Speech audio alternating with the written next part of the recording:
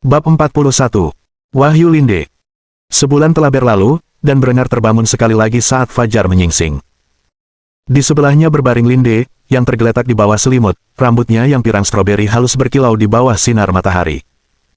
Ia masih tidur dan baru-baru ini melewatkan latihan paginya. Ia kini sedang hamil sekitar 2 bulan, dan karena itu, Berengar memberinya istirahat yang sangat dibutuhkan, karena ia tahu tidak ada orang lain di kastil yang akan bangun sepagi ini. Namun, ia segera bangun dari tempat tidur dan memulai latihan hariannya. Hari ini adalah hari yang berfokus pada dada, jadi ia menggunakan bench press-nya. Meskipun ia menyadari bahwa ia tidak akan pernah sekuat fisiknya di kehidupan sebelumnya di kehidupan ini. Berengar masih cenderung berolahraga 4 hingga 5 hari seminggu. Setelah menghabiskan setengah jam mengangkat berbagai beban, Berengar diam-diam keluar dari kamarnya dan berlari setiap hari.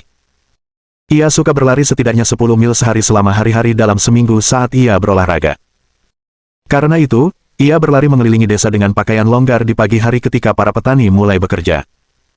Karena industrialisasi baru-baru ini di wilayah tersebut, banyak rakyat jelata memiliki jam kerja yang layak dan masih beristirahat pada saat ini. Dengan demikian, jumlah orang yang bangun pada jam yang tidak wajar ini terus berkurang. Berengar akan melambaikan tangan dan menyapa rakyat jelata, tetapi fokus utamanya adalah berlari. Satu-satunya orang lain yang bangun pada jam ini adalah anggota milisi dalam pelatihan dasar. Ketika komandan mereka berlari lewat, memulai lari paginya, mereka semua memberi hormat kepadanya dengan penuh perhatian, ia membalas hormat itu sambil terus berlari. Fakta bahwa para prajurit dapat melihat tuan dan panglima mereka bangun pada jam yang sama, melakukan rutinitas latihan seperti mereka sendiri, meningkatkan moral mereka, serta kepercayaan mereka kepada Berengar. Dia adalah seorang pria yang memimpin dengan memberi contoh dan menolak untuk tidur lebih lama daripada anak buahnya. Berengar juga tidak pernah benar-benar memiliki hari libur dari pekerjaannya. Dia begitu sibuk mengurus sektor industri, pertanian, dan militer di wilayahnya sehingga dia merasa melakukan lebih banyak pekerjaan daripada ayahnya. Bahkan, ayahnya, Sang Baron, sengaja melimpahkan beban kerjanya yang berlebih kepada Berengar, berharap dia dapat melepaskan diri dari stres. Namun, Berengar menerimanya dengan tenang dan melampaui harapannya dalam segala hal. Inilah salah satu alasan Siegord memberinya gelar Regent yang bergengsi. Berengar berkembang pesat ketika dia sibuk, dia bukan orang yang bisa menangani waktu luang dengan baik. Ketika Berengar memiliki waktu luang, dia bosan, dan dia selalu menemukan sesuatu untuk dilakukan ketika dia bosan. Lebih disukai sesuatu yang produktif, karena itu, dia bekerja lebih keras daripada siapapun yang dikenalnya. Ini adalah sifat dari kehidupan sebelumnya, di mana ia harus bekerja keras untuk semua yang dimilikinya. Keluarganya tidak terlalu kaya saat tumbuh dewasa. Kedua orang tuanya bekerja penuh waktu dengan lembur yang berlebihan. Sejak usia muda, ia mendapati dirinya membantu di rumah untuk meringankan beban orang tuanya. Itulah salah satu alasan ia hafal semua resep masakan keluarganya. Sebagai putra imigran Jerman, masa mudanya dipenuhi dengan masakan Jerman, dan ketika ia mencapai usia tertentu, ia mengurus memasak dan membersihkan rumah ketika orang tuanya bekerja. Saat ia dewasa, ia telah masuk West Point, dan setelah lulus, menjadi perwira militer. Karena itu, ia menghabiskan banyak waktu luangnya dengan terlihat sibuk. Dalam pola pikirnya, jika Anda terlihat sibuk, Anda mungkin juga produktif. Setelah menyelesaikan larinya dalam waktu sekitar 1,5 jam, Berengar kembali ke kastil, tempat ia membasuh keringat dari tubuhnya di pemandian pribadi yang dibangun keluarga di dalam kastil mereka. Setelah keluar dari bak mandinya, lebih dari 2,5 jam telah berlalu sejak ia bangun, dan ia berencana untuk menyelesaikan beberapa pekerjaan di kamarnya. Ia kembali ke kamarnya dan mendapati Linde masih tertidur. Saat itu, para pelayan sudah terjaga dan aktif di seluruh kastil, bahkan anggota keluarganya pun keluar rumah. Fakta bahwa wanita muda itu masih di kamarnya berarti ada risiko besar yang terlibat untuk kembali ke tempat tinggalnya saat ini. Berengar berjalan ke tempat tidur dan masuk ke dalam bersama Linde. Ia memutuskan untuk menggoda gadis itu dan membelai tubuh telanjangnya hingga ia terbangun. Ia segera merasakannya menggenggam payudaranya yang indah, dan senyum mengembang di wajahnya saat ia berpura-pura tidur. Namun, ketika Berengar berbisik di telinganya, "Sudah lewat jam 7.30. Kalau kamu masih tidur, keluargaku akan menemukanmu di sini." Linde segera bangkit dan keluar dari tempat tidur, sambil menyingkirkan tangan pria itu dari payudaranya. "Guru, mengapa engkau tidak memberitahuku kalau hari sudah larut?" Berengar terkekeh saat melihatnya mengenakan gaun tidur yang dikenakannya tadi malam, dengan senyum lebar di wajahnya. "Kamu butuh tidur, jadi aku memutuskan untuk membiarkanmu beristirahat." Setelah mengenakan gaun tidurnya, gadis itu mencium bibirnya sebelum diam-diam meninggalkan kamarnya, kembali ke kamarnya dengan hati-hati sambil memastikan tidak ada yang tahu bahwa ia telah menghabiskan malam bersama Berengar. Jika Berengar tidak membangunkannya, ia pasti sudah tidur cukup lama hingga menimbulkan skandal. Untungnya, kekasihnya memperhatikannya. Setelah Linde meninggalkan kamarnya, Berengar menghabiskan sisa paginya memeriksa perkembangannya. Saat itu, pembentukan baterai artileri kedua lebih diutamakan daripada barisan batalion infanteri. Sebagian besar rekrutan baru ditempatkan di baterai artileri kedua, sementara pabrik senjata mulai mengirim meriam 12 pon. Ia kini memiliki lebih banyak meriam daripada penembak meriam, yang menurutnya merupakan masalah yang bagus. Berkat peningkatan tenaga kerja, ia mampu membangun lini produksi baja kedua dalam waktu setengah dari lini pertama, dan kini telah beroperasi penuh. Dengan peningkatan produktivitas tambang setelah von Kufstein merebutnya dari keluarga Ulrich, pabrik baja tersebut dapat menggandakan produksinya. Baja apapun yang melebihi kemampuan produksinya dijual dengan harga yang wajar kepada kontak-kontak yang ia buat saat upacara pertunangannya. Baju zirah rancangannya telah diproduksi dalam jumlah besar untuk pasukannya, dan total seperempat dari jumlah tersebut, prajuritnya kini dilengkapi dengan baju zirah setengah pelat kelas amunisi. Setelah berinvestasi dalam impor bahan baku dan mengembangkan penggunaan penemuan-penemuan seperti alat pemintal bagal, ia kini mampu membuat pakaian untuk petani dan bangsawan dengan harga yang wajar, sambil mengandalkan sebagian besar produksi lokal. Hanya busana super mewah yang membutuhkan biaya produksi yang cukup besar, untungnya ia masih bisa menjualnya dengan keuntungan yang cukup besar, sehingga menambah pundi-pundi Baroni Kufstein yang sudah terisi. Hari ini adalah hari yang penting bagi Berengar, dua rencananya akan terwujud sepenuhnya hari ini. Selama sebulan terakhir, sang marsal telah diracuni perlahan-lahan oleh mata-mata tuan muda hingga ia hampir mati. Sedikit overdosis hari ini akan menyingkirkan dunia dari salah satu sekutu Lambert yang paling kuat. Meskipun para dokter telah memeriksanya, pada akhirnya, mereka tidak dapat menemukan penyebab penyakitnya. Rencana kedua jauh lebih penting dalam jangka panjang dan akan terwujud hari ini. Linde akan memberitahu keluarga bahwa ia sedang mengandung anak Lambert, padahal sebenarnya anak itu adalah anak Berengar. Sejak malam upacara pertunangan Berengar dan Adela, ia sebisa mungkin menghindari Lambert. Anak laki-laki itu telah beberapa kali mendekatinya dan meminta mereka tidur bersama, tetapi Adela terus menolaknya. Karena itu, Berengar tiba tepat waktu di meja makan, di mana ia menunggu dengan sabar Linde menyampaikan kabar tersebut. Setelah keluarga itu menikmati makan malam mereka dengan tenang untuk beberapa waktu, perempuan muda itu akhirnya mengungkapkan kabar mengejutkan itu kepada keluarga tersebut. Wajah gadis itu langsung berubah bingung saat dia mengucapkan kata-katanya. Saya punya pengumuman penting untuk disampaikan. Setelah jeda sejenak yang membangkitkan minat semua orang, Linde menatap Berengar, lalu Lambert, lalu kembali ke meja tempat makanannya terhidang. Akhirnya, ia melontarkan apa yang diperintahkan kepadanya, tanpa detail yang sangat penting. Saya hamil. Dari sudut pandang Berengar, gadis itu jelas tidak menyebutkan bahwa itu adalah anak Lambert, namun hal itu tidak menghentikan keluarga tersebut untuk terkejut dan berasumsi bahwa itu adalah anak Lambert. Meskipun ia tidak secara eksplisit mengatakan bahwa anak itu adalah anak Lambert, satu-satunya orang yang menduga itu mungkin anak Berengar adalah Gisela, yang menatap putra sulungnya dengan rasa ingin tahu. Meskipun Berengar mungkin mencoba berpura-pura terkejut, Gisela tahu ketika putranya berbohong, dan pada saat itu, ia dapat menebak dengan tepat bahwa anak itu sebenarnya adalah anak Berengar, bukan anak Lambert. Lambert awalnya terkejut ketika mendengar berita itu. Ia harus mengklarifikasi masalah tersebut. Kamu hamil. Linde mengangguk sebagai jawaban. Siegord, di sisi lain, menyela dan menanyakan pertanyaannya sendiri. Itu milik anakku. Linde mengerutkan kening mendengar komentar itu dan menjawab dengan jujur. Siapa lagi yang akan menjadi ayahnya? Dengan demikian, senyum tersungging di wajah Lambert dan Siegord. Mereka gembira mendengar kabar tersebut dan tak sabar untuk menggelar pernikahan. Di satu sisi, Lambert senang karena hal ini mengukuhkan Linde sebagai wanitanya, meskipun Linde tidak tidur dengannya, tak seorang pun yang tidur dengannya, sehingga ia bisa dianggap satu-satunya pria yang tidur dengan wanita muda dan cantik yang dianggap sebagai salah satu dari 3 wanita cantik surgawi Austria. Di sisi lain, Siegord senang memiliki seorang cucu, yang semoga bisa dilihatnya sebelum ia meninggal. Ia pun tidak memiliki harapan tinggi untuk bertahan hidup dari perang yang akan datang. Keduanya sama sekali tidak menyadari bahwa gadis itu tidak pernah sekalipun secara langsung mengakui bahwa Lambert adalah ayahnya, lagi pula, Siegord memiliki seorang putra lagi. Lambert mencoba memeluk Linde menanggapi berita tersebut, tetapi gadis itu menamparkan wajahnya di depan keluarganya dan berteriak padanya. Siapa bilang aku sudah memaafkanmu?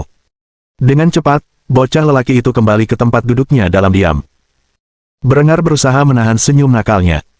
Ia benar-benar telah tumbuh menjadi seorang sadis selama beberapa bulan terakhir, setidaknya jika menyangkut musuh-musuhnya. Tidak ada yang lebih membahagiakannya daripada melihat musuh bebuyutannya tergantung di kail yang telah ia lemparkan. Lambert mengikuti irama berengar dengan sempurna, dan tuan muda itu tak pernah bosan mendengarnya. Ia merasa ia harus berterima kasih kepada Linde atas adegan menggiurkan ini. Dengan tidak mengakui secara langsung bahwa Lambert adalah ayahnya, Linde pada dasarnya membiarkan pintu terbuka bagi berengar untuk mengklaim anak itu sebagai miliknya di kemudian hari. Sesuatu yang ingin diwujudkan oleh perempuan muda itu. Jadi, rencana Linde, dan bukan berengar, yang tercatat dalam sejarah hari ini. Di sisi lain, Adela tidak pernah menduga berengar sebagai ayah dari anak haram itu. Meskipun Linde telah terang-terangan menyatakan perang terhadap gadis muda itu dan berlomba-lomba mendapatkan kasih sayang berengar akhir-akhir ini, ia cukup percaya pada tunangannya bahwa berengar tidak akan melakukan hal seperti itu di belakangnya. Ia juga menyadari dugaan kesalahan Lambert, dan waktu kehamilan Linde sangat tepat. Dalam sejuta tahun, gadis kecil itu tidak akan pernah menduga bahwa berengar sengaja menjebak Lambert untuk mengambil peran sebagai ayah dari anak haramnya. Oleh karena itu, senyum mengembang di wajahnya saat ia merasa seolah-olah dengan berita ini ia telah memenangkan perang melawan Linde. Lagi pula, berengar tidak mungkin tertarik pada wanita yang sedang mengandung anak saudaranya.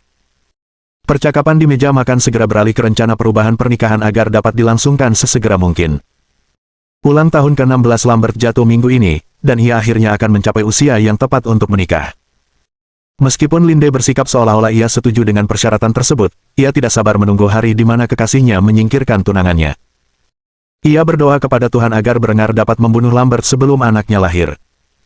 Dengan begitu, anak itu tidak perlu lagi khawatir tentang siapa ayah kandungnya.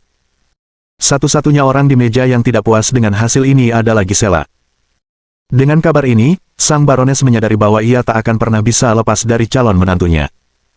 Seorang perempuan muda yang sangat ia benci. Lebih parah lagi, hubungan asmara berengar dengan perempuan jalang itu telah membuatnya sangat bingung tentang asal-usul calon cucunya. Seperti Adela, Gisela tak akan pernah menduga bahwa semua ini hanyalah tipu muslihat putra sulungnya untuk menyalahkan Lambert atas asal-usulnya. Lagi pula, ia tak menyadari perang yang dilancarkan kedua putranya secara diam-diam. Dengan kabar mengejutkan ini, keluarga itu setidaknya berpura-pura menikmati sarapan yang menyenangkan. Sore harinya, berengar akan menyelesaikan rencananya yang lain untuk mencelakai adik laki-lakinya yang sudah 3 kali mencoba membunuhnya. Berengar adalah pria yang tidak mudah memaafkan musuh-musuhnya, dan tak lama kemudian Lambert akan merasakan kemarahan kakak laki-lakinya. Bab 42. Kematian seorang marsekal. Lord Friedhelm von Tiercy telah menjabat sebagai Marsekal Kufstein selama hampir 30 tahun. Ia adalah seorang pria yang semakin menua dan kini memiliki rambut putih panjang, janggut senada, dan banyak kerutan. Meskipun usianya sudah lanjut, ia masih mampu menghunus pedang dalam pertempuran dan memimpin pasukan penguasanya. Hal ini terjadi hingga seminggu yang lalu ketika kesehatannya tiba-tiba memburuk. Dokternya tidak mengetahui penyebab penyakitnya dan menganggapnya sebagai kelemahan usia tua.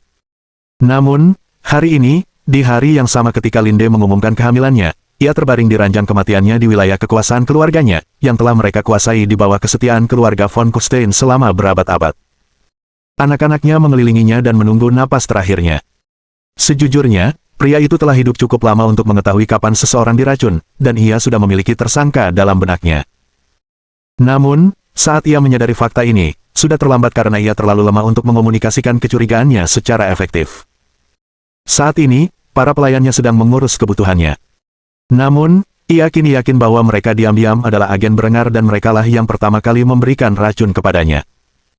Saat itu, seorang pelayan yang telah melayaninya selama 15 tahun terakhir menghampirinya dan memaksa tuan tua itu minum segelas air yang telah dicampur racun. Karena sang marsekal tidak lagi mampu minum tanpa bantuan, ia tak punya pilihan selain menerima dosis terakhir racun yang mematikan itu. Butuh beberapa saat agar dosis racun itu bereaksi. Tuan yang sudah tua itu berjuang mati-matian untuk menjadikan kata-kata terakhirnya sebagai tuduhan terhadap putra tertua dan pewaris baron. Akhirnya, suara-suara yang keluar dari mulut sang tetua tak mampu menampung pikiran yang koheren. Satu-satunya kata yang dapat dipahami dalam celotehnya yang mematikan adalah kata Lambert, yang langsung menimbulkan sedikit kekhawatiran di wajah keluarganya. Mengapa kata terakhir lelaki tua itu adalah nama putra kedua baron? Namun, sebelum mereka sempat bertanya kepada lelaki tua itu apa maksudnya dengan menggunakan nama itu, sang marsal mengembuskan napas terakhirnya dan meninggalkan dunia ini. Akhirnya, hal ini meninggalkan sedikit kecurigaan di wajah beberapa anggota keluarga yang lebih cerdas. Mereka bahkan akan menyelidiki apakah Lambert ada hubungannya dengan penyakit mendadak sang patriark tua itu. Ironisnya, dengan mencoba membuat keluarganya memperingatkan Lambert bahwa saudaranya adalah tersangka paling mungkin atas kematian mendadak sang Marsekal, Lord Friedhelm justru melemparkan kecurigaan kepada Lambert, yang pada akhirnya mengakibatkan keluarganya berpihak pada Berengar dalam perang memperebutkan gelar Baron. Tentu saja, saat itu, Berengar tidak tahu bahwa pembunuhannya terhadap sang Marsekal akan menjadi bukti kunci dalam upaya selanjutnya untuk melenyapkan Lambert sebagai ancaman. Maka, pada malam itu, Lordship of TRC berduka atas kepergian sang Lord yang perkasa dan efisien yang telah memimpin mereka selama beberapa dekade. Saat Berengar dan keluarganya mendengar kabar wafatnya Lord Friedhelm, hari sudah larut keesokan harinya. Ini merupakan kabar yang mengejutkan bagi Siegord, yang menduga marsalnya sedang sakit sebentar. Ia tidak pernah menyangka Lord yang sudah lanjut usia itu akan meninggal karena penyakit yang dideritanya. Karena itu, Siegord segera mengadakan pemakaman yang megah untuk mengenang marsal setianya, yang telah mengabdi kepada keluarganya selama bertahun-tahun. Di sisi lain, Lambert ngeri mendengar berita itu. Ia baru saja menyadari penyakit sekutunya dan menganggapnya sebagai masalah orang tua. Namun, dengan kepergiannya dan ekspresi puas Berengar, ia langsung tahu bahwa saudaranya telah berkonspirasi melawan sekutu kunci dalam perebutan warisan. Tanpa Marsekal di pihaknya, ia akan kesulitan mengumpulkan pasukan penjaga kota melawan Berengar ketika ayahnya akhirnya berangkat berperang. Sekalipun Lambert tidak benar-benar memahami betapa efisiennya milisi Berengar, jika Lambert bertindak cukup cepat setelah kepergian ayah mereka, ia dapat merebut kekuasaan dan memenjarakan saudaranya sebelum milisi Berengar dapat memasuki gerbang kastil dan mengamankan perwalian Tuan Muda. Yang mana ia telah menjadi titik kritis dalam rencana Lambert untuk masa depan. Tanpa dukungan pasukan yang sudah ditempatkan di kastil, Lambert kini memiliki sedikit peluang untuk mencapai tujuan tersebut. Ia juga tidak dapat membentuk milisinya sendiri, karena Berengar jelas telah memenangkan hati rakyat jelata, dan rumor telah menyebar tentang karakter Lambert yang lebih jahat daripada yang ia tunjukkan di depan umum. Bahkan, meskipun sedang berkabung, Siegord perlu menunjuk seorang Marsekal baru. Satu-satunya masalah adalah tidak banyak orang yang berpengalaman seperti Friedhelm dalam hal perang. Posisi Marsekal sangat penting bagi seorang lord karena pada dasarnya mereka memimpin semua pasukan di wilayah tersebut, menggantikan tuan tanah feodal. Namun, Siegord secara pribadi menikmati memimpin pasukannya. Di bawah pemerintahannya, Marsekal selalu lebih berperan sebagai penasihat strategi dan taktik, sekaligus kepala penegak hukumnya. Karena Siegord tidak berharap akan selamat dari perang yang akan datang, ia harus mempertimbangkan seseorang yang mampu menasihati putra dan ahli warisnya tentang masalah penegakan hukum dan peperangan di masa depan. Yang tidak diketahui Siegord adalah Berengar telah menemukan orang yang cakap untuk mengisi peran tersebut dan pada akhirnya akan menggantikan siapapun yang dipilih Siegord untuk posisi Marsekal. Saat ini, Siegord sedang rapat dengan Berengar untuk membahas peran Marsekal dan siapa yang akan ditunjuk. Berengar terkejut karena Siegord kini mempertimbangkan pendapatnya. Itu hanya bisa berarti satu hal. Siegord sedang mempersiapkan kematiannya di medan perang dan transisi kekuasaan putra sekaligus pewarisnya. Namun, ia harus memastikan kecurigaan tersebut dan dengan demikian bertanya langsung kepada ayahnya. Ayah, aku tahu badai sedang mendekat dan sebentar lagi negeri ini akan dilanda perang saudara. Apakah ayah tidak berencana membawa Marsekal ayah ke medan perang?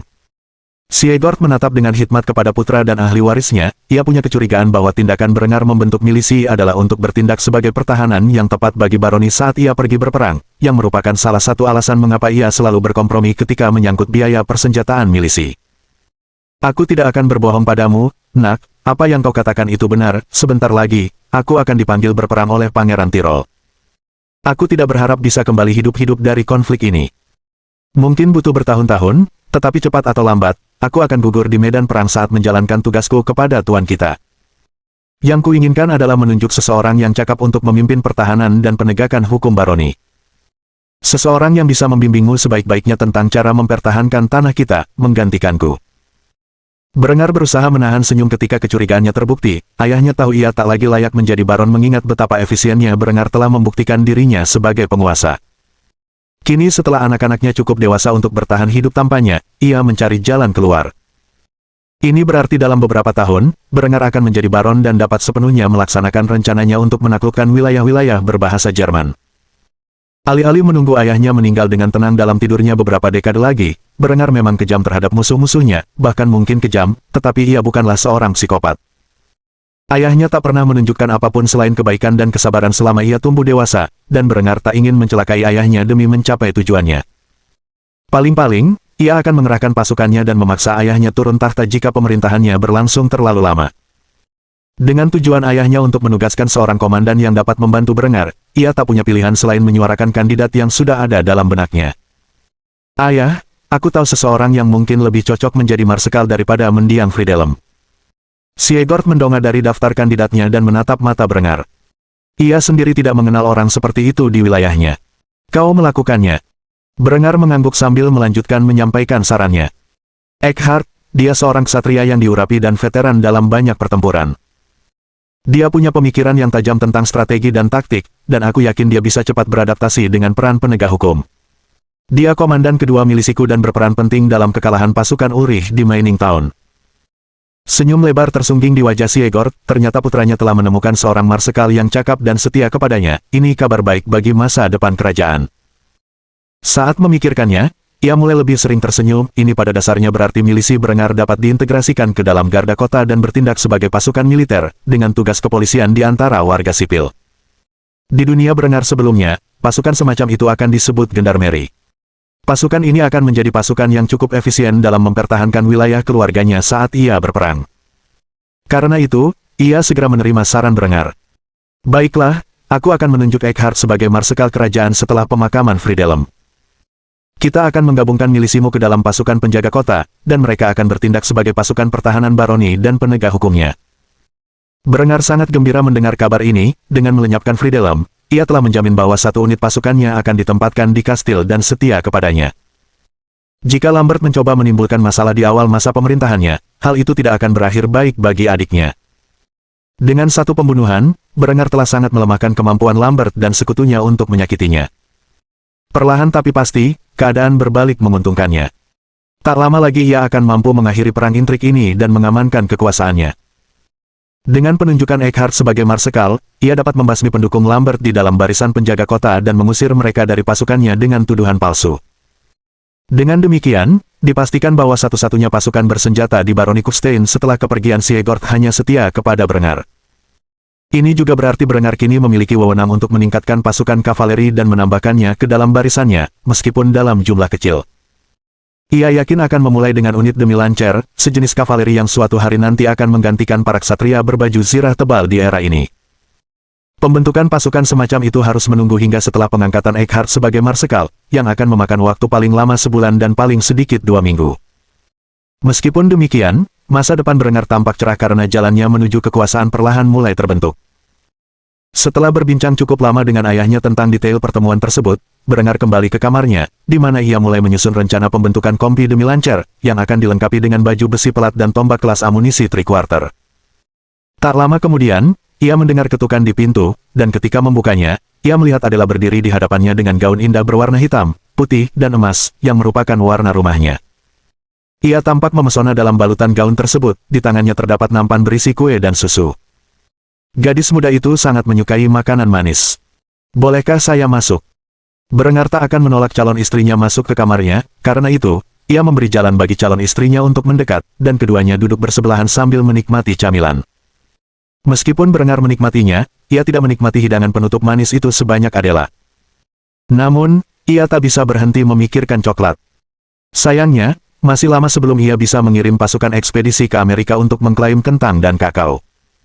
Meskipun demikian, itu adalah salah satu tujuan terbesarnya dalam hidup ini. Pendirian kekaisaran kolonial dalam benaknya adalah sebuah keharusan. Namun, alasannya lebih untuk mendapatkan beragam hasil bumi dan rempah-rempah yang dapat dibawa pulang, bukan untuk ekspansi wilayah. Namun, ketika ia berhasil melakukannya, ia berniat sepenuhnya untuk memanfaatkan ketidaktahuan kekuatan Eropa tentang belahan dunia lain dan mengklaim wilayah di Amerika, Afrika, dan Asia. Dengan kekuatan yang akan dimiliki pasukannya saat itu, tak seorang pun dapat menghentikannya. Untuk mencapai hal ini, pertama-tama ia perlu menyatukan Jerman dan mendapatkan beberapa wilayah pesisir. Ia menginginkan pangkalan angkatan laut utama di Laut Baltik, Laut Utara, dan Laut Adriatik. Kemudian, ia perlu membangun angkatan laut yang perkasa untuk mempertahankan kekuasaan kolonial. Bagaimanapun, itu masih jauh, bahkan mungkin puluhan tahun, dari posisinya saat ini. Namun demikian, ia akan melakukan segala yang ia bisa untuk membangun kekaisarannya sebagai kekuatan terkemuka di dunia. Tak perlu dikatakan lagi, ada banyak pekerjaan yang menanti sang bangsawan muda yang ambisius itu. Untuk saat ini, ia bersantai di samping tunangannya yang masih muda dan menikmati kue sambil bermimpi menaklukkan dunia. Bab 43. Memperluas pengaruh. Sementara Brengar berbincang dengan Adela dan memeriksa draft-draftnya untuk mendirikan perusahaan demi lancer, Linde bekerja keras sebagai kepala jaringan mata-mata Berengar yang rumit. Apa yang awalnya merupakan sekelompok kecil petani yang mengawasi dan mendengarkan potensi ancaman serta melaporkannya kepada Berengar berubah menjadi jaringan laba-laba raksasa yang menyusup ke setiap keluarga bangsawan di Baroni Kufstein di bawah kendali Linde. Terserah Anda mau bicara apa terhadap kekasih Berengar, tetapi ia punya otak intrik dan berperan penting dalam perang melawan Lambert dan sekutu-sekutunya. Wanita muda yang cantik itu membagi jaringan menjadi berbagai sel yang tersebar di setiap wilayah utama yang dihuni di Baroni. Melalui kombinasi kurir, merpati pos, interaksi langsung, sinyal asap, dan metode komunikasi lainnya, Linde mampu memahami segala sesuatu yang terjadi di wilayah Kufstein. Sebuah hierarki yang kompleks dibentuk untuk memungkinkan sel-sel lokal bebas terlibat dalam spionase, propaganda, dan pembunuhan sesuka hati, tanpa pernah terlacak kembali ke rumah Berengar. Hierarkinya adalah sebagai berikut, di puncak organisasi adalah Berengar, ia disebut oleh mereka yang mengetahui keberadaannya sebagai penguasa. Di bawah penguasa adalah pendengar, inilah tugas Linde. Ia akan mendengarkan perintah Berengar, jika ada, dan menyampaikannya kepada para pembicara, yang merupakan pemimpin setiap sel. Para pembicara kemudian akan menyampaikan tugas-tugas ini kepada mata, telinga, mulut, dan tangan. Masing-masing ditugaskan dengan spesialisasi yang berbeda dalam intrik. Mata dan telinga umumnya digunakan untuk spionase dan pengumpulan intelijen. Mulut digunakan untuk menyebarkan informasi yang salah dan terlibat dalam upaya propaganda, dan tangan digunakan untuk pekerjaan praktis, terutama pembunuhan dan sabotase. Di bawah semua ini adalah rekan. Mereka bukan anggota resmi organisasi tetapi pada dasarnya adalah pion yang tanpa disadari membantu jaringan mata-mata Berengar. Satu-satunya anggota yang tahu bahwa Berengar adalah penguasa adalah pendengar dan para pembicara. Sisanya hanya diyakinkan bahwa mereka bertindak demi kepentingan kerajaan, dan karenanya, jika tertangkap dan diinterogasi, tidak dapat menyalahkan Berengar. Saat ini, Linde sedang memperluas jaringan ke seluruh Tirol, dimulai dengan mendirikan sel di Innsbruck. Ia tahu persis orang yang tepat untuk mengisi posisi juru bicara, seseorang yang dapat dipercaya dan sepenuhnya setia kepadanya.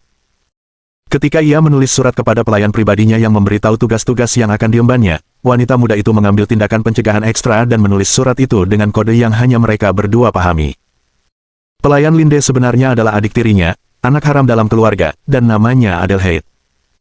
Adelheid adalah teman terdekat Linde semasa kecil, lagi pula, sikap Linde yang dingin, sadis, dan mendominasi telah membuat banyak orang menjauhinya. Mereka yang bertahan umumnya adalah pria-pria yang terpesona oleh kecantikan fisiknya, seperti Lambert. Sayangnya bagi mereka, mereka tidak pernah berhasil memikatnya. Maka, Linde menulis surat itu dengan jujur kepada Adelheid, menceritakan semua yang telah dialaminya di Kufstein dan perubahan karakternya. Satu-satunya alasan ia mengambil risiko melakukannya adalah karena ia tahu Adelheid akan mendukungnya apapun yang ia lakukan atau siapapun dirinya nantinya. Surat itu berisi beberapa informasi yang sangat pribadi, termasuk bahwa ia sedang mengandung anak Berengar dan telah menjebak Lambert agar dianggap sebagai ayah dari anak tersebut. Setelah menulis tentang peristiwa masa lalu, ia menutup surat itu dengan meminta bantuan Adelheid untuk membentuk jaringan mata-mata di seluruh Innsbruck. Tawaran gaji yang cukup besar, yang jelas-jelas disembunyikan, tetapi yang lebih penting, itu adalah permintaan pribadi dari kakak perempuan sekaligus sahabat Adelheid. Setelah mengirim surat itu dengan orang kepercayaannya ke rumahnya di Innsbruck, Linde duduk bersandar dan mendesah sambil minum segelas air murni yang telah disediakan Berengar untuknya. Lagi pula, ia tidak boleh minum alkohol selama kehamilannya, dan Berengar tidak akan pernah mengizinkannya minum air yang tidak disaring. Linde mengusap perutnya sambil memikirkan anak yang sedang tumbuh di dalam dirinya. Setiap hari ia berdoa agar anak itu laki-laki agar ia dapat mewarisi posisi Berengar suatu hari nanti. Karena yakin sepenuhnya bahwa Berengar akan menjadi raja, ia ingin putranya dilegitimasi dan menggantikan ayahnya lebih dari segalanya. Tentu saja, jika ia tahu bahwa Berengar telah merencanakan berbagai reformasi politik untuk masa depan, salah satunya penting untuk hukum suksesi, maka ia tidak akan terlalu peduli apakah anak pertamanya laki-laki atau tidak. Ia mengira Berengar sedang berada di kamarnya, makan camilan bersama Adela, dan membicarakan rencananya saat ini. Ia mengejek selera manis gadis kecil itu dan membayangkan suatu hari nanti rasa itu akan kembali menghantuinya. Namun, ia berharap saat ini ia bersama Berengar. Namun, ia tak bisa mengganggu waktu pribadi mereka, lagi pula, ia akan punya banyak waktu untuk dirinya sendiri nanti, dan meskipun ia bersaing dengan Adela untuk mendapatkan kasih sayang Berengar, ia tak berencana memonopolinya. Ia sudah cukup menerima perannya sebagai kekasih Berengar. Sementara itu, ia mencoba gaun-gaun rancangan Berengar untuknya, semuanya berwarna rumah Berengar, yang ia anggap sebagai tanda bahwa Berengar benar-benar menganggapnya sebagai keluarga. Jika ada yang bertanya dari mana ia mendapatkannya, ia akan menjawab bahwa ia membelinya dari Berengar. Tak perlu diketahui bahwa putra dan pewaris Baron menghujaninya dengan hadiah, mulai dari perhiasan mewah hingga gaun dan sepatu yang indah. Berengar memastikan kedua putrinya mengenakan pakaian dan aksesori termewah yang tersedia. Ia bercermin, menilai penampilannya, dan tahu Berengar pasti akan terpesona oleh kecantikannya yang memukau. Ia tak sabar untuk menunjukkan penampilannya dalam balutan gaun rancangan Berengar. Namun, itu harus menunggu. Untuk saat ini, ia menghabiskan waktu memadupadankan pakaian dan aksesorinya hingga menemukan tampilan yang sempurna untuk masing-masing gaun. Berengar sedang duduk di kamarnya menikmati camilan bersama Adela, entah kenapa, gadis muda itu memutuskan untuk menyuapinya sendiri. Ia merasa ide itu agak konyol, tetapi untungnya tidak ada orang di dekatnya yang melihat kejadian memalukan itu. Karena itu, ia menutup mata safirnya dan menerima camilan yang diberikan tunangannya. Entah mengapa, ia merasa telah mencapai puncak kehidupan saat itu. Tentu saja, sesaat kemudian, ia segera menyadari bahwa pikiran seperti itu absurd, dan ambisinya yang membara kembali menguasai pikirannya. Meskipun demikian, ia menikmati waktu yang dihabiskan bersama Adela. Akhirnya, ia harus menghentikan tindakan gadis itu, tidak seperti Adela, ia tidak bisa makan begitu banyak permen tanpa merasa mual. Adela cemberut setelah melihatnya menolak camilan yang dipaksakan, tetapi akhirnya, ia menerima bahwa Berengar terlalu tua untuk hanya makan makanan penutup. Di sisi lain, Berengar akhirnya harus mengungkapkan kekhawatirannya tentang kebiasaan makan gadis muda itu. Kamu tahu, kalau terus-terusan makan makanan manis seperti ini, kesehatanmu jadi buruk. Kamu harusnya makan lebih banyak daging dan biji-bijian. Sekali lagi, gadis remaja itu mulai cemberut mendengar kata-katanya, ekspresi wajahnya terlalu manis. Berengar tak kuasa menahan diri untuk menggodanya. Bagaimana kalau aku memberimu ini? Kamu mau memakannya? Adela tak kuasa menahan diri untuk tidak tersipu oleh pernyataannya, pipinya semerah apel. Akhirnya, ia mengangguk, dan Berengar tak kuasa menahan tawa. Tunggu, di sini, aku akan mengambil beberapa makanan kesukaanku, dan kita akan berbagi, oke?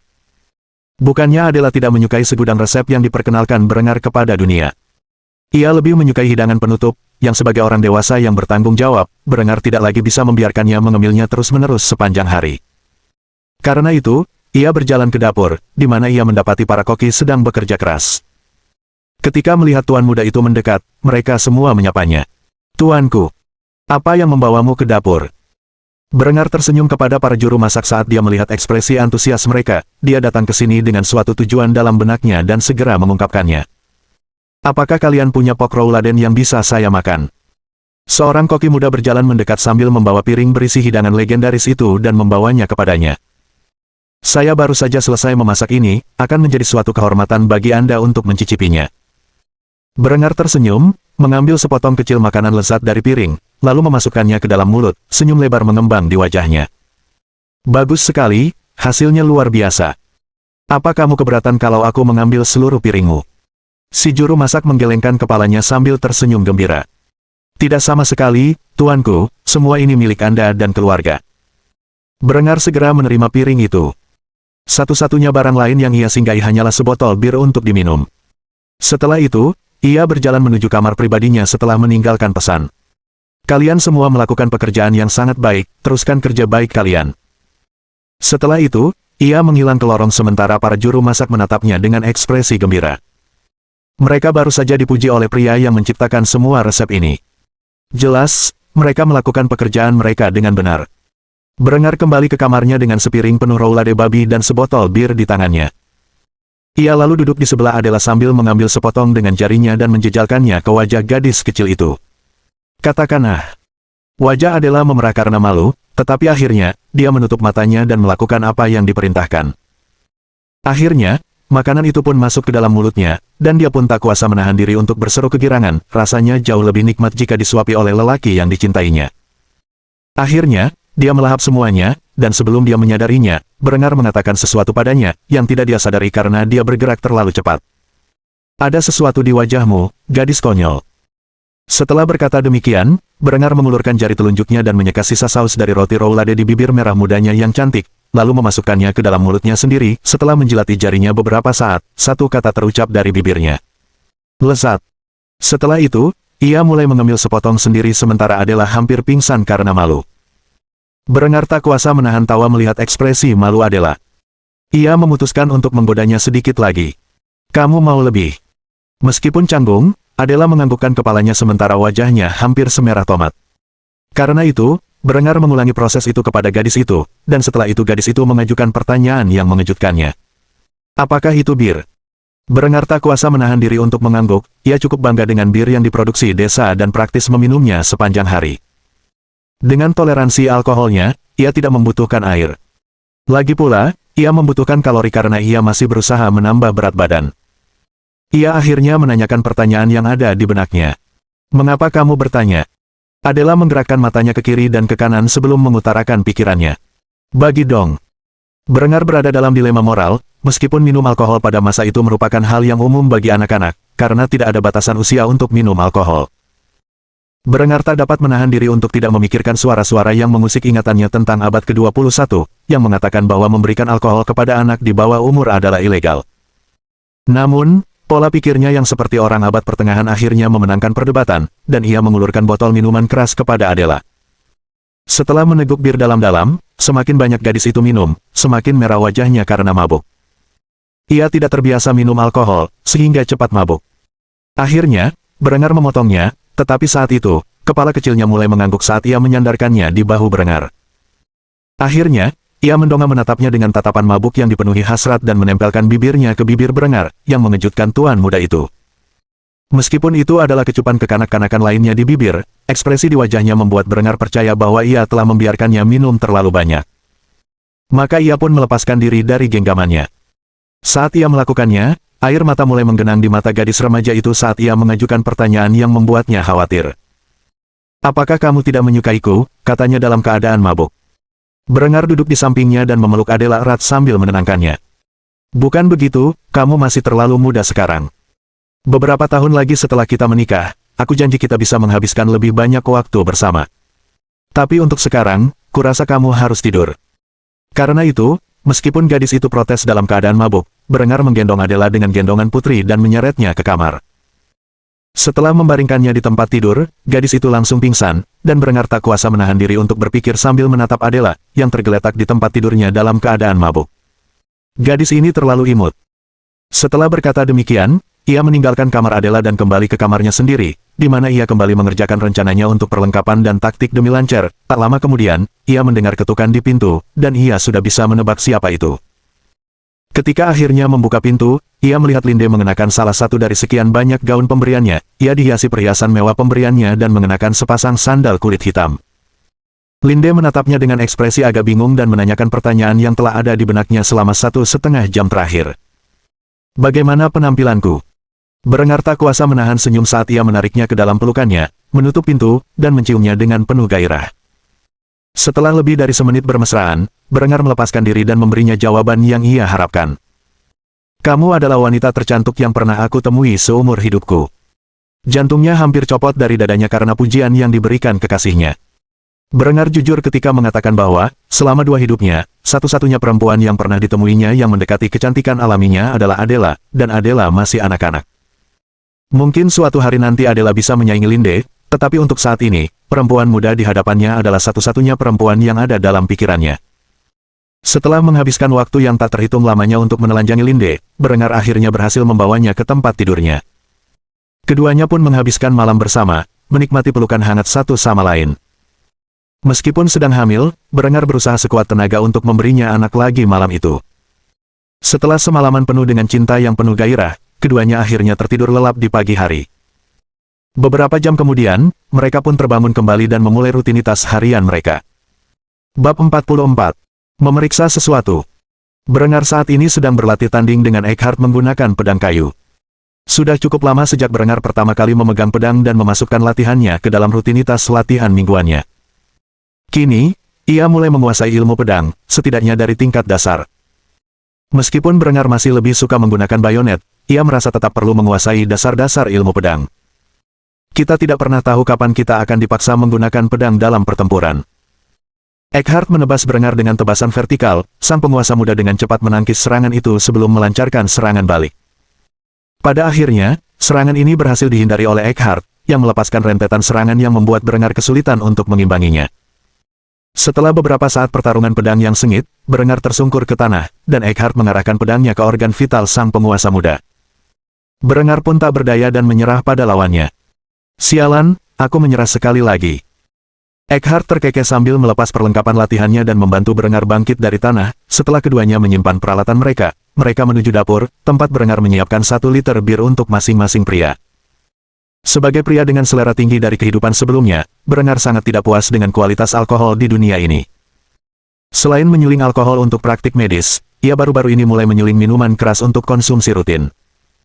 Bahkan, ia baru saja mendapatkan sebidang tanah dari ayahnya untuk membangun pabrik bir yang besar dan khusus dengan tujuan memproduksi berbagai macam bir dan minuman keras secara massal.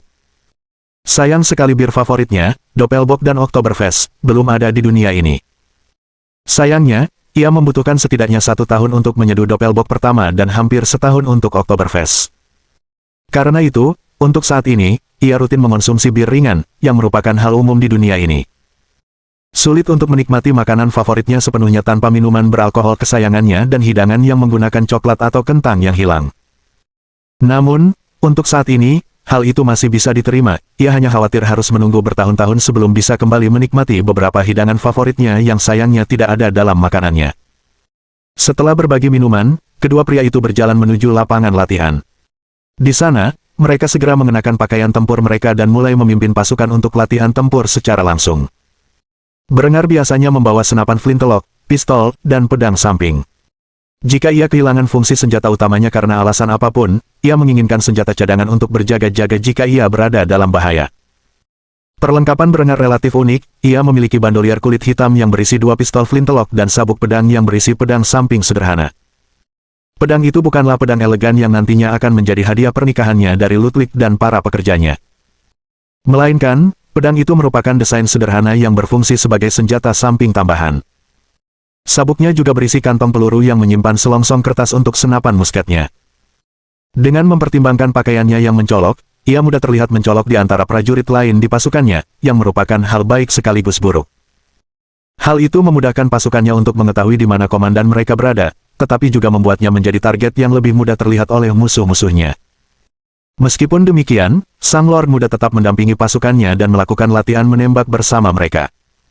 Saat itu, pasukan-pasukan awal telah lulus pelatihan dasar dan sedang menjalani pelatihan khusus.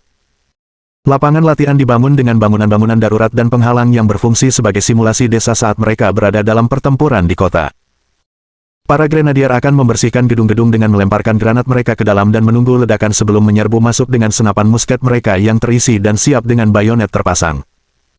Berengar tidak peduli dengan korban sipil di zona perang, ia hanya peduli tentang seberapa efisien pasukannya dapat menangani tugas tersebut dengan korban minimal di pihaknya sendiri.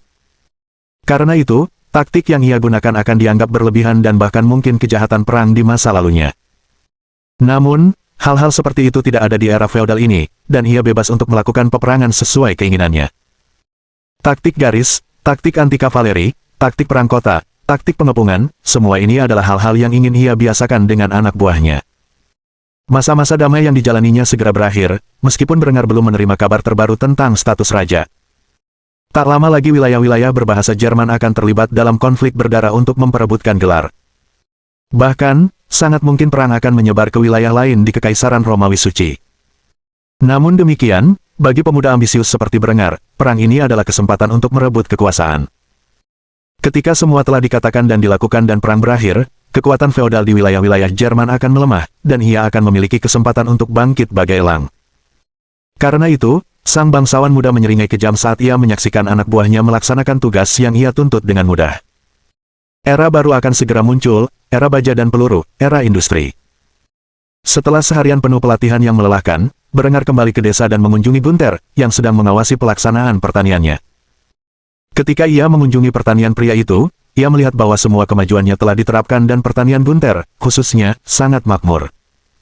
Dengan diperkenalkannya mekanisasi bertenaga hewan, lahan pertanian di sekitarnya berada di bawah pengawasannya karena para pekerja sebelumnya mulai beralih ke tenaga kerja industri. Banyak keluarga yang menggarap satu petak lahan pun tidak lagi diperlukan.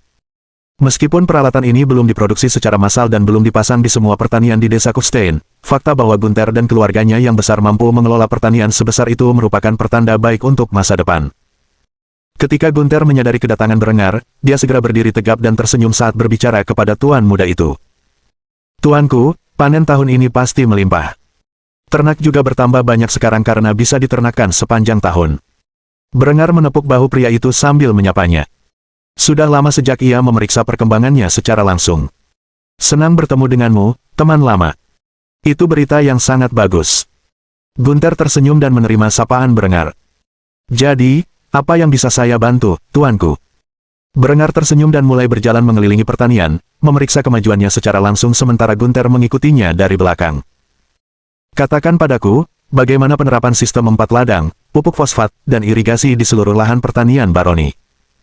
Gunther terus memantau kemajuan di seluruh kota, dan kabar akhirnya menyebar melalui kontak dengan kota-kota dan desa-desa lain di Baroni ke Gunther.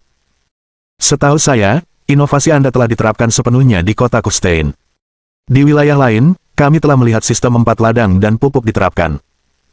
Meskipun irigasi sedang meningkat, masih perlu beberapa bulan lagi sebelum sistem ini diterapkan secara menyeluruh. Banyak petani pengangguran di wilayah lain berbondong-bondong ke kota Kufstein untuk mencari pekerjaan, setahu saya, mereka cocok dengan penduduk setempat. Tak lama lagi, kota ini mungkin akan menjadi kota yang sesungguhnya. Berengar tersenyum mendengar kabar tersebut. Jelas, pembangunan sedang berlangsung, dan rencana pembangunan kota yang ia ajukan kepada ayahnya untuk digunakan sedang berjalan. Tak lama lagi, sebuah kota baru akan muncul di jantung Kufstein. Berengar memiliki banyak rencana yang sedang dijalankan untuk mengurangi kekumuhan dan tunawisma. Menjaga kota tetap teratur adalah prioritas utama.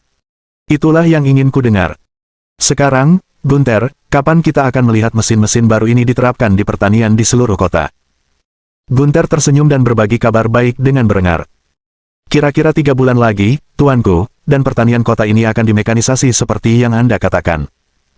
Mungkin setahun kemudian, seluruh Baroni akan mengikutinya. Berengar senang dengan kabar ini, semoga saja, wilayah baroninya sudah memiliki pertanian mekanis bertenaga hewan sebelum perang pecah. Jika belum, setidaknya sudah mendekati. Ia sangat puas dengan perkembangannya. Setelah berbincang sebentar dengan Gunther tentang kegiatannya sejak kunjungan terakhir Berengar, keduanya berpisah untuk hari itu.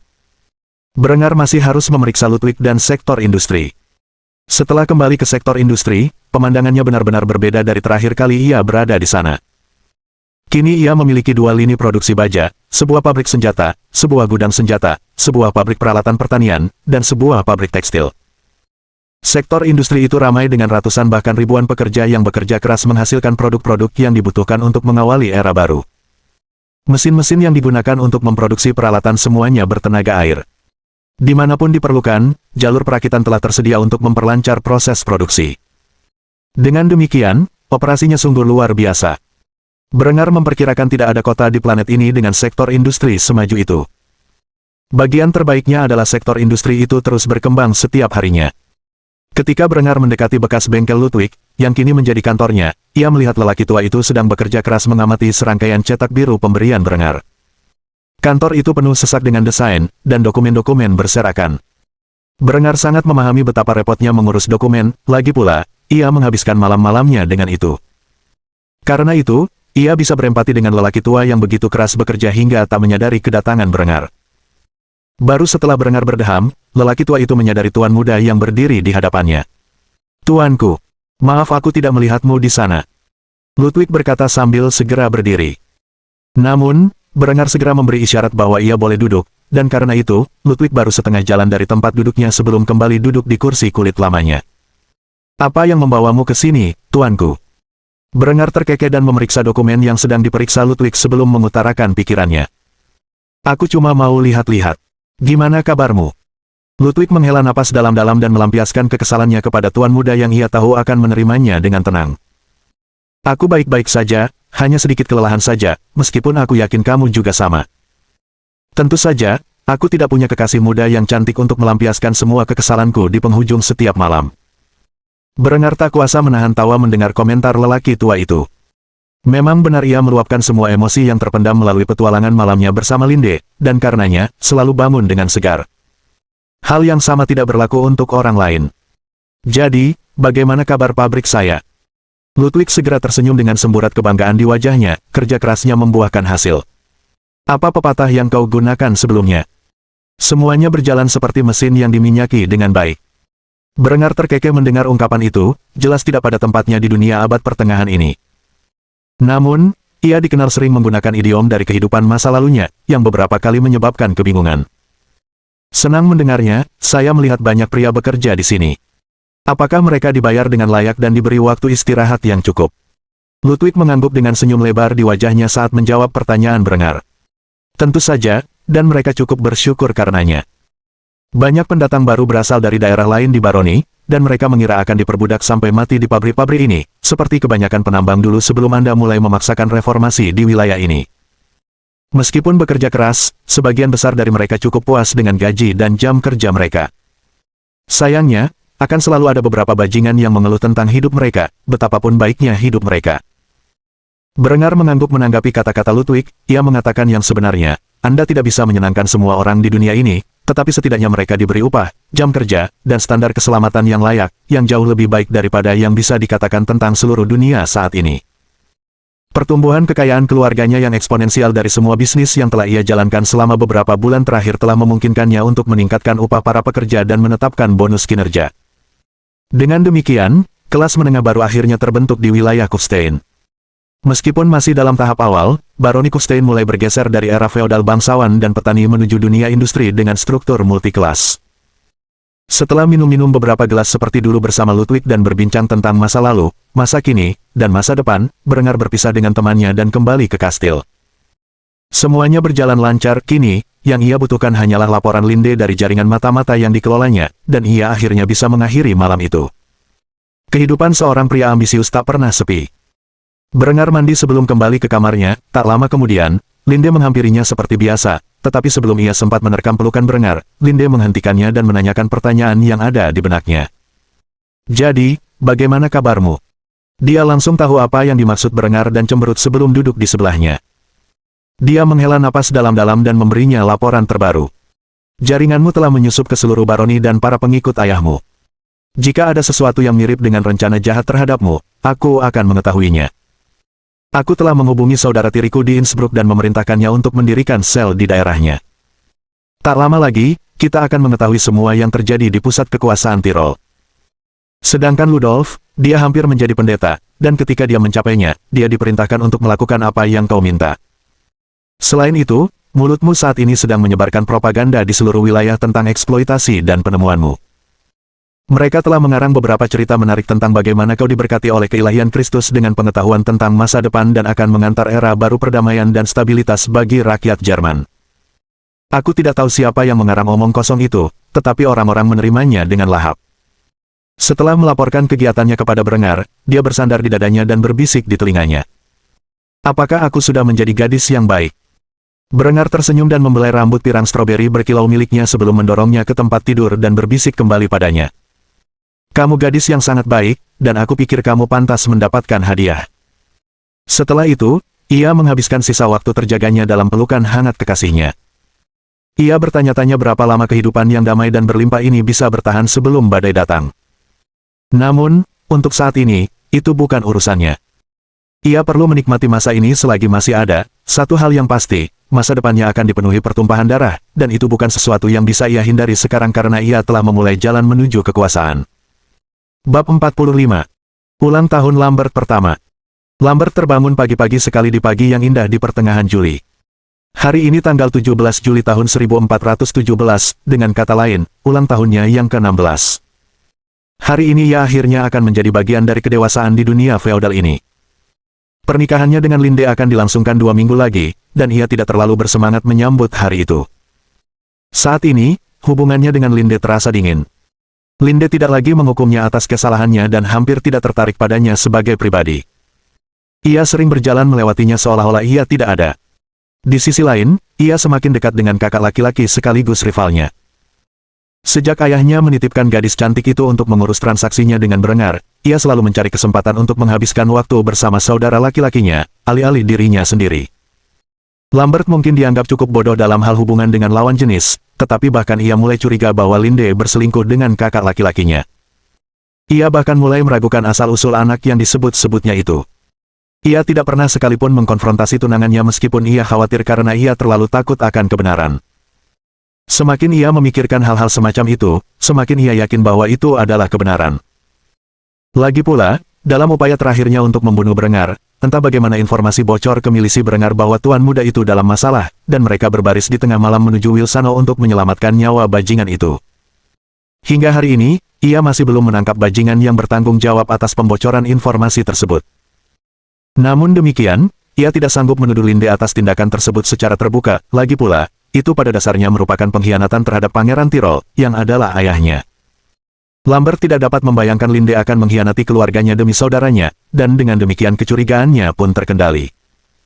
Namun, ia tak berlama-lama menyimpan pikiran seperti itu di benaknya, ia segera berpakaian lalu bangkit dari tempat tidur dan memutuskan untuk memberi kejutan lebih awal kepada tunangannya. Karena itu, ia mengunjungi kamarnya saat fajar menyingsing. Namun, ketika ia mengetuk pintu, tidak ada jawaban, yang cukup mengkhawatirkan.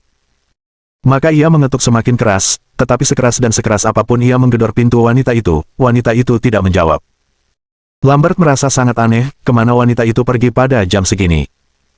Sejujurnya, ia menikmati mandi pagi-pagi sekali bersama kekasihnya, tetapi Lambert tidak tahu apa-apa. Karena itu, ia menunggu di pintu wanita itu sampai wanita itu menjawab. Akhirnya, ia melihat Linde muncul mengenakan gaun tidurnya dari malam sebelumnya, sementara rambutnya basah seolah-olah baru saja berendam. Kulit porselennya berkilau di bawah cahaya fajar saat bersinar melalui jendela. Si cantik surgawi menatap Lambert dengan kaget saat ia berdiri di luar pintu wanita itu, menunggu kedatangannya. Sudah berapa lama ia menunggu di sana? Lambert sangat marah, kemana dia pergi pada jam yang tidak wajar ini, dan mengapa dia mengenakan gaun tidurnya. Kamu kemana aja sih? Aku udah berdiri di sini, gedor-gedor pintu rumahmu selama 30 menit. Linde mengerutkan kening saat menyadari nada bicara Lambert, dan ia mendengus dingin sebelum mencoba masuk ke pintunya.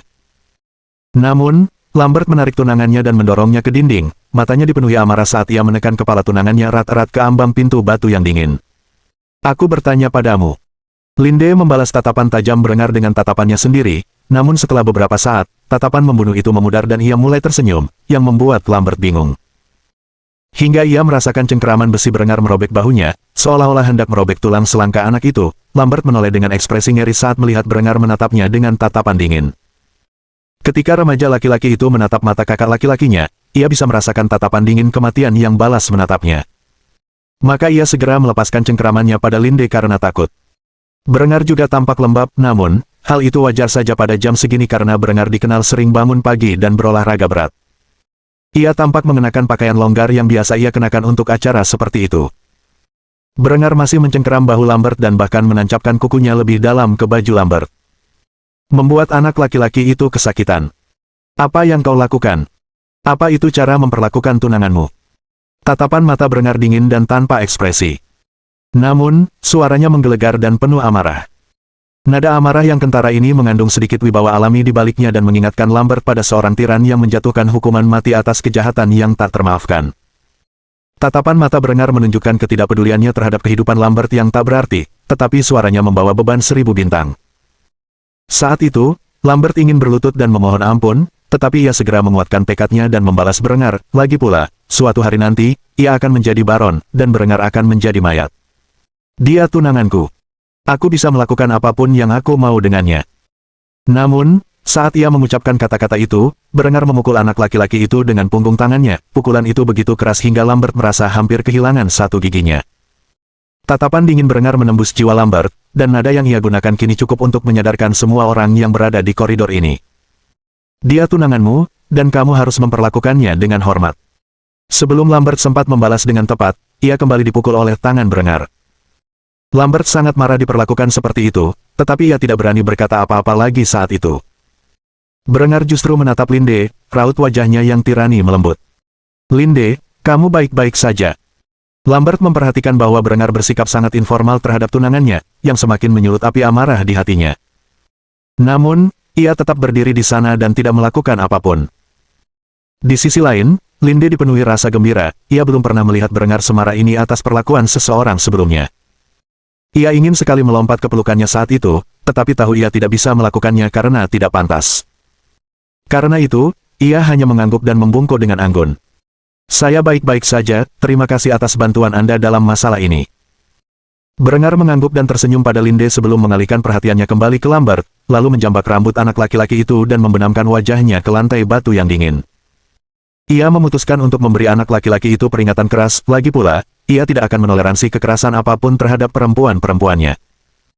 Kalau kau berani menyentuhnya lagi, aku bersumpah demi Bapa Surgawi, aku akan menggilingmu menjadi sosis dan memberimu makan babi.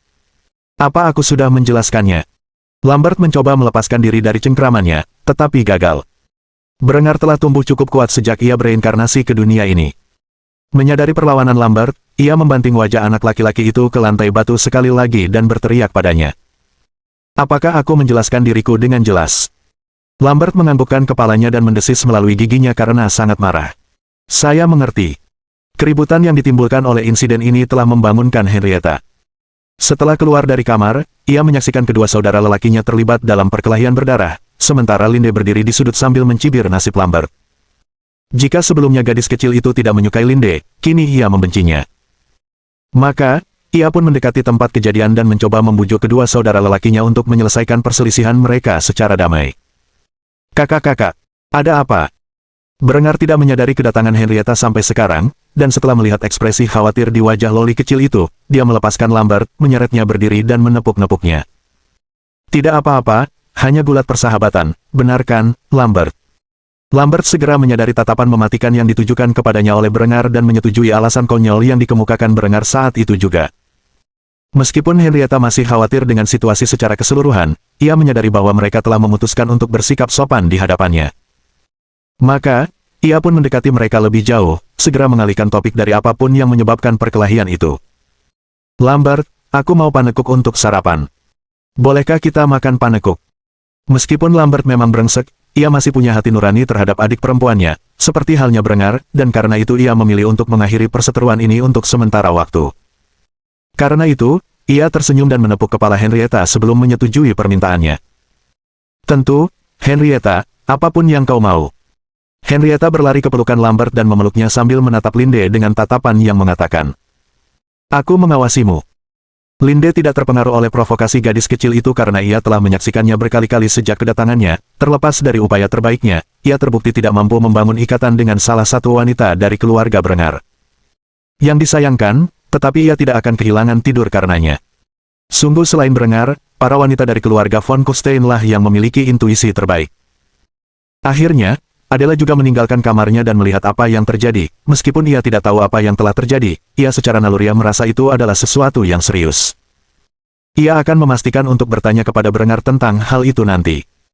Setelah menyelesaikan adegan kekerasan itu, mereka berlima berjalan ke ruang makan, di mana mereka akan menunggu kedatangan Baron dan Barones agar mereka dapat memulai sarapan ulang tahun Lambert. Akhir-akhir ini, Berengar memesan bir untuk sarapannya, tetapi hari ini ia dengan curiga memesan sebotol susu 2 liter untuk dibawakan kepadanya. Meskipun perilakunya tidak biasa, tak seorang pun mempermasalahkannya. Sambil minum susu paginya, Berengar tahu Lambert sedang memelototinya dengan hasrat balas dendam.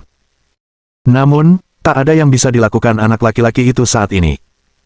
Ia malah berbicara sopan dengan yang lain. Kelompok itu berpura-pura seolah-olah kejadian canggung di koridor itu tidak pernah terjadi. Di sisi lain, Lambert hampir sepenuhnya yakin bahwa Linde berselingkuh dengan Berengar, tetapi ia tak bisa berbuat apa-apa. Count Lothar tak akan pernah percaya putrinya akan berkonspirasi melawannya dan mungkin akan menghukum Lambert berat karena menyarankan hal semacam itu. Karena itu, yang bisa ia lakukan hanyalah berhati-hati di dekat putrinya di masa mendatang. Kelompok itu mengobrol cukup lama sebelum Baron dan Barones tiba, mereka cukup terkejut melihat Berengar sudah ada di sana sebelum mereka. Biasanya, ia sedang berolahraga atau bekerja keras sepagi ini. Namun, ia justru duduk di sana dengan tenang mengobrol dengan yang lain. Baron dan Barones duduk di ujung meja dan memerintahkan makanan untuk disiapkan dan dibawakan untuk mereka. Sambil menunggu makanan, mereka mengucapkan selamat ulang tahun ke-16 kepada Lambert. Malam itu juga, mereka akan mengadakan upacara kedewasaan untuk putra kedua mereka. Acara itu pasti akan meriah, yang akan dimanfaatkan Berengar untuk meniduri adiknya sepuasnya. Ia berencana meniduri Linde di setiap sudut kastil hari ini tanpa sepengetahuan siapapun, termasuk di tempat tidur Lambert. Itu adalah cara Berengar mengucapkan selamat ulang tahun kepada adik laki-lakinya yang jahat, yang telah berkali-kali mencoba membunuhnya. Akhirnya, sarapan disajikan, dan seperti yang disarankan Henrietta, panekuk Jerman adalah salah satu dari sekian banyak hidangan lezat yang disajikan. Berengar, tentu saja, makan malam penuh dengan sosis dan asinan kubis. Ia akan membutuhkan banyak protein jika ingin menikmati Linde sepuasnya hari ini. Maka, Ia memenuhi piringnya hanya dengan sosis dan asinan kubis sambil minum sebotol besar susu 2 liter lagi.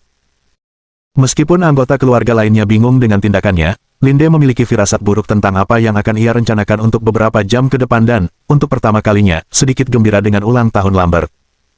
Adela memandang Berengar dengan rasa ingin tahu, bertanya-tanya mengapa sarapannya begitu aneh. "Berengar, kamu tidak mau makan apa lagi?" Berengar menggelengkan kepalanya dan menepuk-nepuk rambut pirang kemasan halus gadis itu. Kadang-kadang seseorang harus makan sosis dan asinan kubisnya. Ia tidak tahu harus berkata apa, jadi ia hanya menerima jawabannya dan melanjutkan perjalanan. Karena itu, Berengar menghabiskan lebih dari 1 jam bersama keluarganya membahas jadwal hari itu sambil menikmati sarapan mereka yang lezat. Tentu saja, ia berencana untuk absen hampir sepanjang waktu dan hanya muncul di akhir acara dalam keadaan mabuk berat. Namun, ia telah menyiapkan hadiah untuk Lambert. Hadiah yang ia rencanakan untuk Lambert adalah bola-bola mini yang ia gunakan untuk membunuh para pembunuh anak laki-laki itu selama perjalanan berburunya. Sambil membersihkan mayat-mayat, ia memastikan untuk mengambil kembali bola-bola mini yang digunakan untuk membunuh lawan-lawannya. Ia juga menambahkan bola keempat yang ia gunakan untuk berburu seekor rusa jantan.